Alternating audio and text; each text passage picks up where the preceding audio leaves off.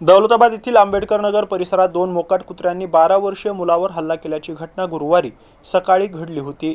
यावेळी नगमा कादिर शेख यांनी प्रसंगावधान राखत स्वतःच्या जीवाची पर्वा न करता धावत जाऊन मुलांची कुत्र्यांच्या तावडीतून सुटका केली आहे। त्यांच्या धाडसामुळे मोठा अनर्थ टळलाय।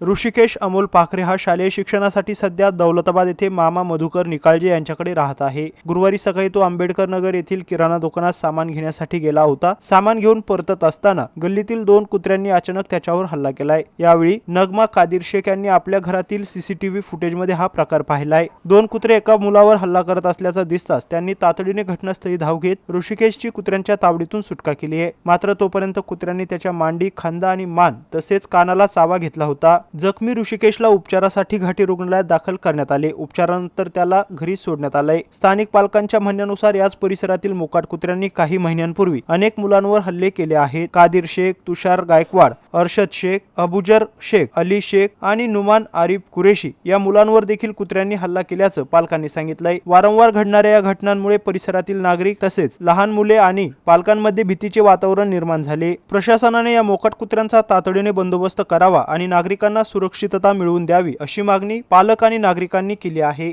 Javed Shaikh, MC news, Daulatabad, Chhatrapati Sambhajinagar. दुकान पे जा रहा था और मैं घर में टीवी देख रही थी पड़े पड़े, तो मैंने बच्चे को कैमरे में से देखी, ना वहाँ से भागते हुए आया और यहाँ बच्चा सटक गया।